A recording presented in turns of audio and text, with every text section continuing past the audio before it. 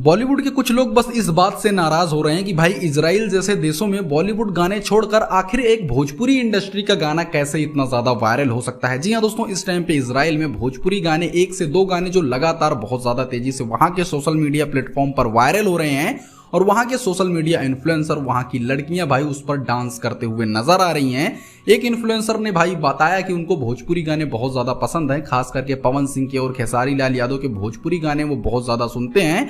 और इजराइल में भाई इस टाइम पे लगातार बहुत सारे लोगों ने ऐसे वीडियोस पोस्ट किए हैं जिनमें वो भोजपुरी गानों पर डांस करते हुए नजर आ रहे हैं। वैसे दोस्तों, इसमें एक चीज नोटिस करने वाली है, ये जितने भी भोजपुरी गाने बाहर के देशों में बजते हुए नजर आ रहे हैं, चाहे पवन सिंह का लॉलीपॉप हो, खेसारी लाल यादव के गाने हो, ये सारे गाने भाई पुराने गाने हैं। जब भोजपुरी इंडस्ट्री अपने गोल्डन टाइम पे थी तो ऐसे गाने बनते थे और लोग भाई आज भी उन गानों को प्यार दे रहे हैं।